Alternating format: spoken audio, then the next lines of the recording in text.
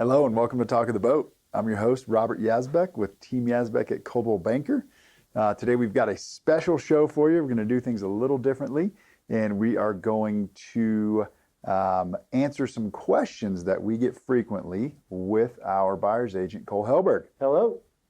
Thanks Cole, for having me. Welcome back to the show, my friend. Absolutely. Glad to be here. Thanks for having me. Yeah, him and I have been talking about this for a long time. We actually thought up this podcast show together after a real estate conference years ago. Yep. And one of the things we always wanted to do was answer some questions on the air. So Yep.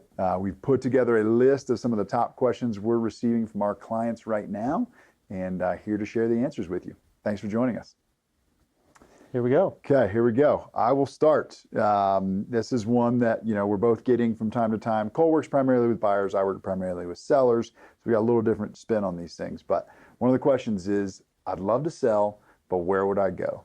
Can I buy before selling?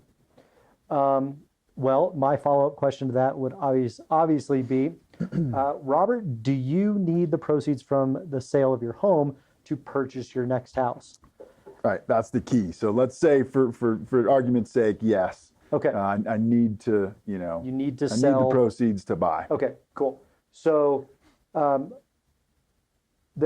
short answer would be it would be hard to sell to buy, or to buy before you sell if you need the proceeds. So what we have been able to do is kind of negotiate a lot of different leaseback situations, because if you're going into a contract right now in this competitive market and you have a contingency, I have to sell my house to purchase this one. 9 times out of 10, the sellers are going to say no, because there's so many competitive offers with cash and things like that, and most of them don't have contingencies.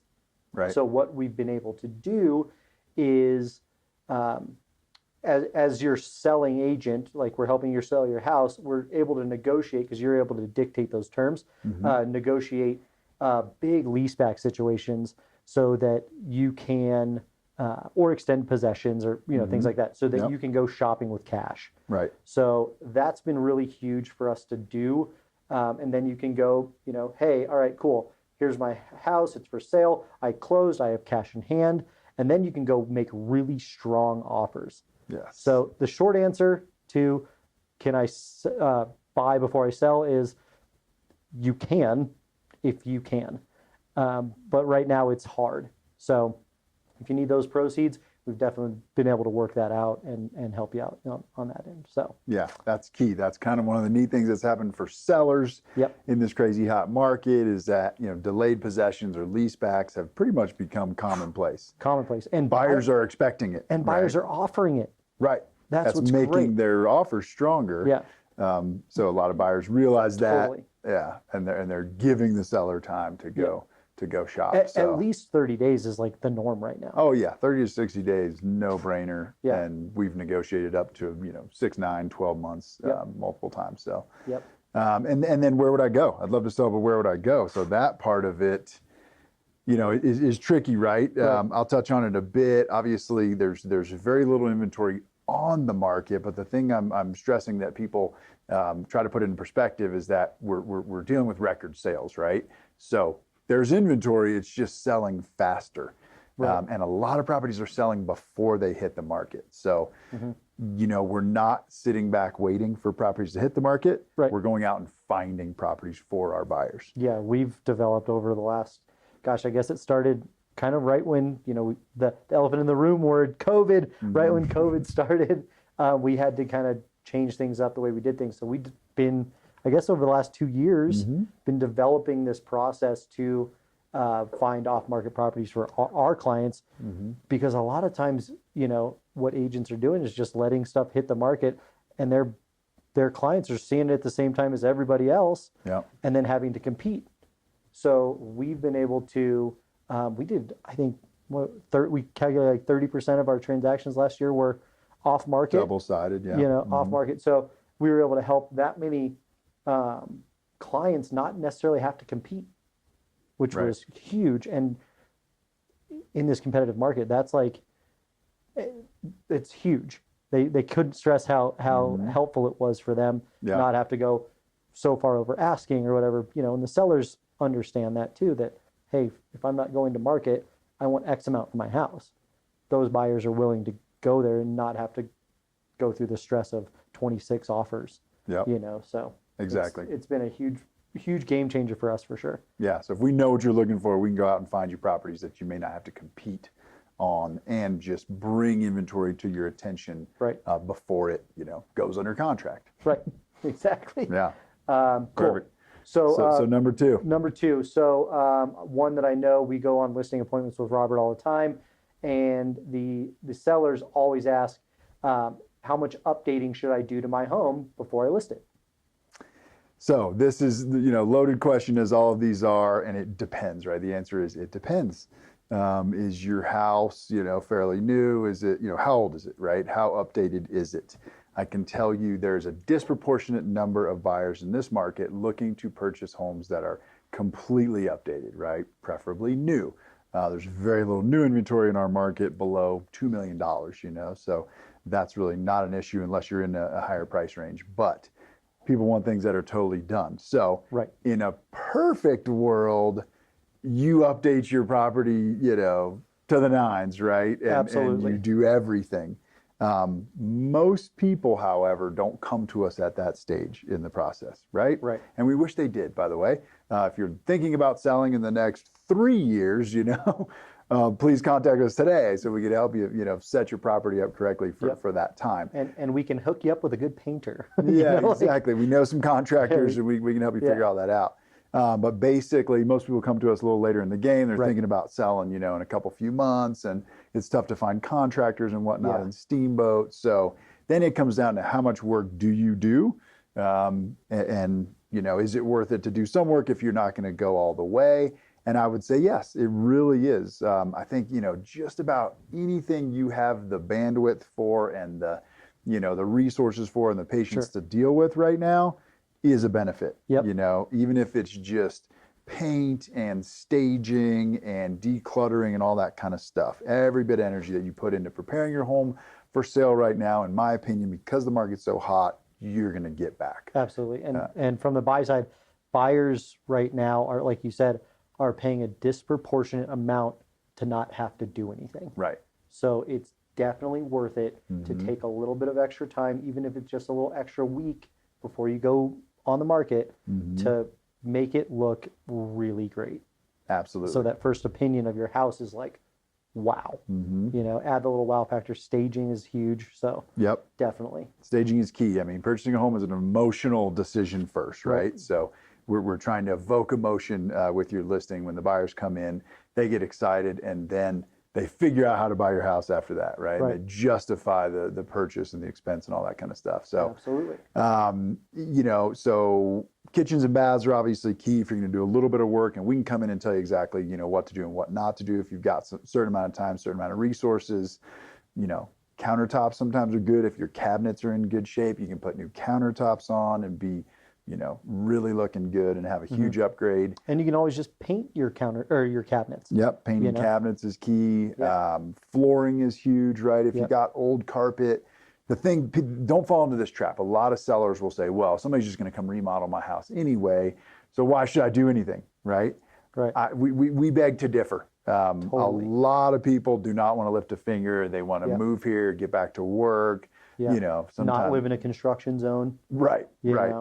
Yeah. So HGTV has made everybody think that everybody wants to remodel a house, and it's actually not true. Most people want to get in and do nothing, or feel comfortable enough living in the house the way it is and tell themselves that they're going to remodel it over time. A lot of those people never do, right? Yeah, they never do. And I advise people, like, if the house is like really close, but it's just not the right color or doesn't have the right countertops, go in, live in it for 6 months at least before you start lifting a finger and stuff like that. Because if it's great as it is, and they're like, all right, cool, yeah, it's perfect. But if they see like a really nice countertop, then they don't have to think about like, all right, do we need to replace countertops in 6 months? No, they're already done. They're beautiful, right? Exactly. So don't plan on the person that's going to come in and remodel the house, because they're far and few between.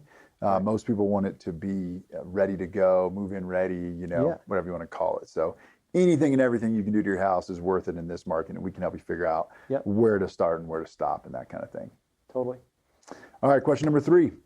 Do I have to pay full price to buy in Steamboat? Well, again, loaded question. As all, like you said, all of them are. Yeah. You know, the answer for me is no. Most of the time, yes, but no, you don't have to. There are deals to be found out there. If, like I said before on an earlier question, if you are patient and willing to make a few compromises and maybe buy something that's been on the market for a little while and has some, popcorn ceilings or something, little things that people just, like you said, they want to pay for a done house, right? So if you're willing to be one of those people that, might want to do a few updates, you don't necessarily have to pay full price. However, the homes that are priced very well and very attractive, those are the ones that you're going to pay full price or more. Right. Just, it's plain and simple. People like we just talked about, are paying a lot more and willing to go over asking price for the right home that's like perfect for them. Yeah. So right now, the answer, you don't have to if you don't want to. If you're willing to buy something that needs a little work or is a little older, you can definitely find a deal out there for sure. So, but I should be prepared to pay full price if I really find something I like, right? But you should be prepared to pay full price or more in this market. In Steamboat, there are homes that are, going well above asking. Yeah. So, and it's what's odd and that I've seen multiple times is it's the homes that are priced perfectly in the market. Right. And we try and set our, sellers up for that. And then I try and set up my buyers for that. Like this house is priced perfectly. It's going to go well above asking. Right. That's just the nature of the beast, right? Yep. So yeah, all depends on the property, the listing, the price, and we can help you navigate that and understand the real value of the property. And is it priced high, low, or right at market value? And we know pretty quickly, as we're setting up showings and stuff. If it's hard to get a showing, that thing's priced right on the money. It's a good sign. It's a good indicator that this thing's priced right on the money. And if it's the one for you, be prepared. No question. Be prepared, and then we'll talk about other ways to make your offer stronger to stand out and whatnot. But just be prepared. But absolutely, you can find deals out there. Yeah, for sure. Yeah. One of the things I like right now is that we can guarantee we'll sell your property at the top. Yep. Right? Because we're confident in our marketing, we're confident in the market, that kind of thing. Yep. We're going to take our time, we're going to do it appropriately, right? But there's also deals to be found. 100%. On the buy side, Yep. there are deals to be found still. So, absolutely. Good info there. Number 4. What do we got? Is my property going to appraise for the agreed upon sales price? Yeah, so this one's tough.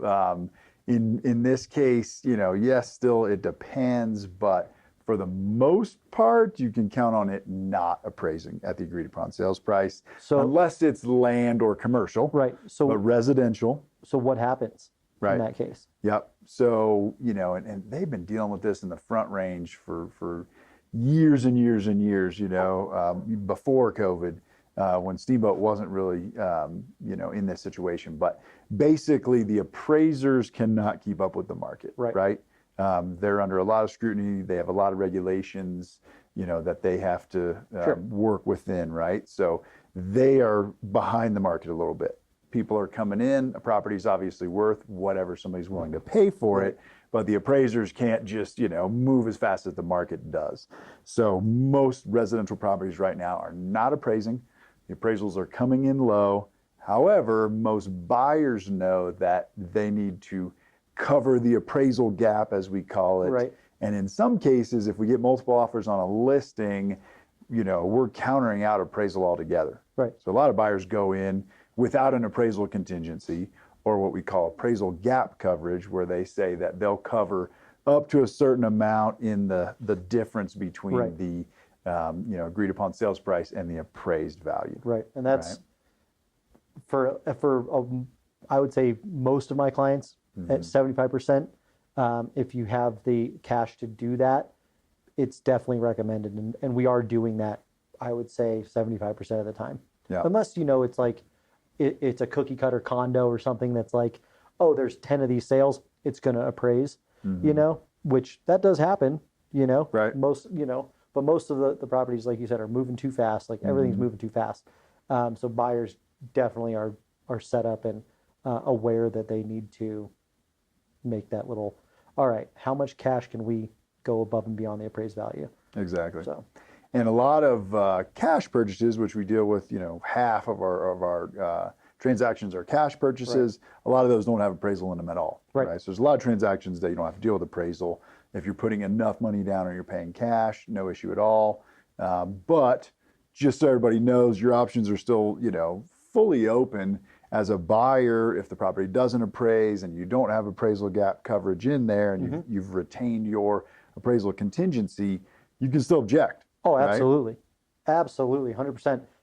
And if the seller agrees and doesn't, and you don't have the appraisal gap coverage in there, the language in there, then you can definitely say, hey, we're under contract, call it, let's, for easy numbers, $1.1 million, 1.1 million, and it only appraises at $1.05 million. And you have your appraisal contingency in there, you guys can renegotiate. That's part of the gig, right. And a lot of times it works, works out. Sometimes they go, no, and you can either walk away from the contract, which not a lot of people want to do right now because that's the home they secured in this hot market, and then they have to go back in the buyer pool, right, which is hard, right? Yeah. But yes, you can renegotiate if the seller agrees to allow you to do that. Yeah, so, and both parties at that point, right? I mean, that's 3 weeks after going under contract. Yes, absolutely. Both parties have made plans. In some cases, the seller's already got another property under contract or whatever. So there's some give and take. It's a negotiation, right? Totally. Sometimes the sellers are still coming down, maybe halfway or all the way to the appraised value or whatever the case may be. So a lot of the times I see it like, oh, we'll just meet in the middle, bring an extra couple grand. We'll drop a little bit and everybody's happy. Yeah. That's typically what I see. Yeah. If the appraisal gap language isn't in there, for sure. So more drama around appraisals right now than we'd like. At least we can get appraisals. They've now. been working out pretty well one way or another. Everybody seems to be fairly reasonable on figuring that out. Yeah. Yeah. For a while, appraisals were the hardest thing to get to. So at least we're getting to see like. It was 5 and 6 weeks, and now it's 3 to 4, so that's huge too. Absolutely, that helps a lot. At least you find out if it's going to appraise in a reasonable amount of time. Exactly. So, all right. So 2 questions left. Right. Is now a good time to buy, or should I wait to buy since prices are so high? Well, Robert, I would say to that, now is a good time to buy. In my opinion, I definitely don't see prices going down anytime soon. We follow all these, real estate gurus and whatnot, and these guys definitely say there is an end in sight, but it's not anytime soon. Right. So we're definitely going to see prices continue to go up. So if you look at it from this perspective, it's kind of interesting. We heard this at a conference we were recently at.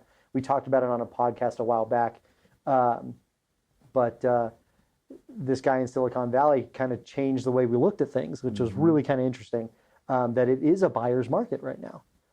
And it is also a seller's market. We all know that. Sellers are getting top dollar for their house, right? And they're able to control the terms and everything.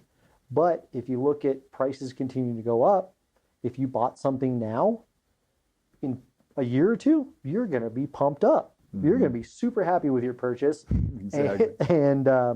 And definitely still, able to buy kind of, I guess, on the lower side, of things, and then, get a lot of equity in the next couple of years. So I say, don't wait. If you're in a position to buy something now, go ahead and pull the trigger, and we can walk you through all those steps and the process. And if it makes sense for you right now, definitely I would jump all over it for sure. No question. So, and that even national predictions, right? Yeah, that's are in the double digits for appreciation this year and next year.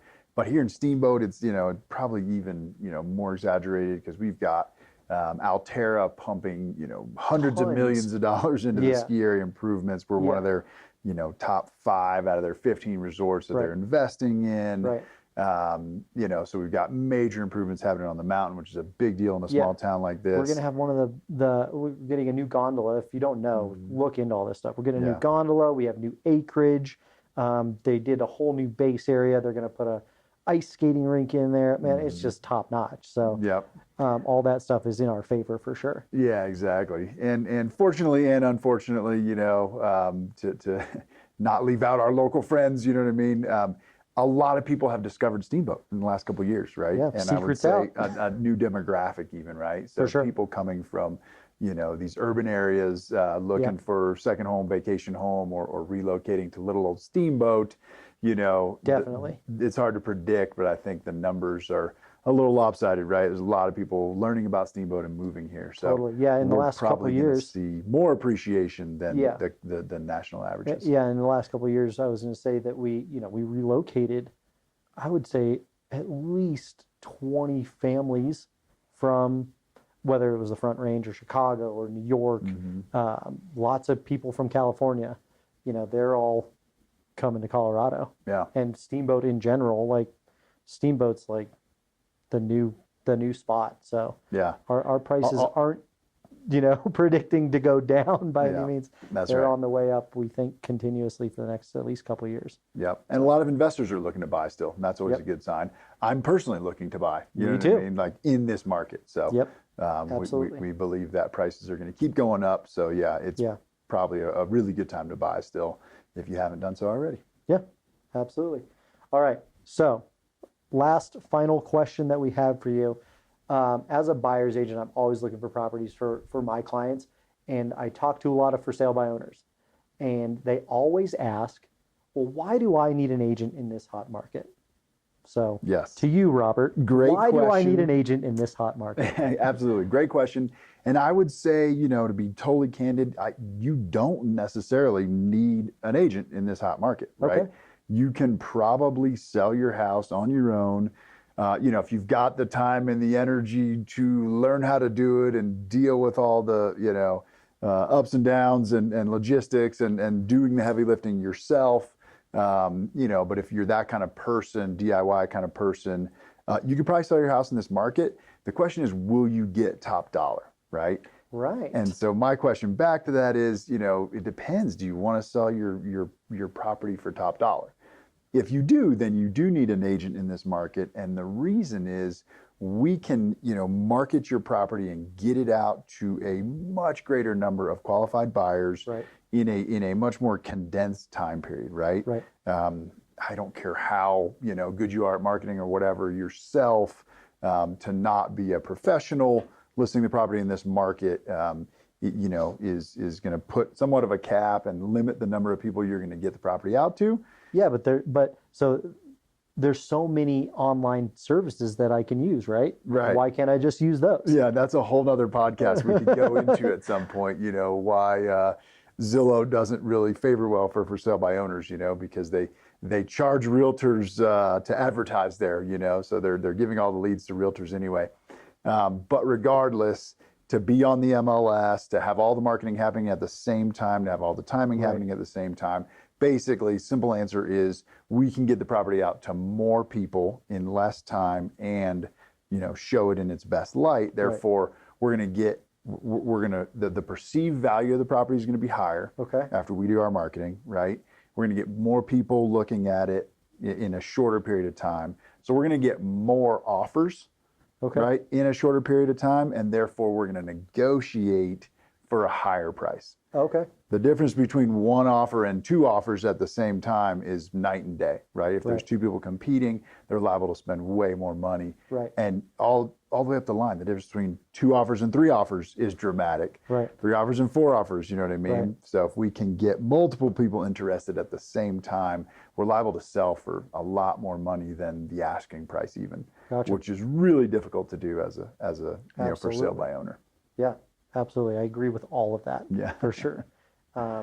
Great. Excellent. Anything to add to that? No, I think you covered all of that. I mean, that's your, you know, expertise, man. Like you do that. Yeah, we could do a whole podcast on that, but that's the simplified version. Yeah. So anyway, thank you so much for joining us, buddy. I'm always happy to be here and chat real estate for sure. So love it. Yeah. So ask us questions on any of our social media pages. Send us questions if you'd like us to answer them on the air.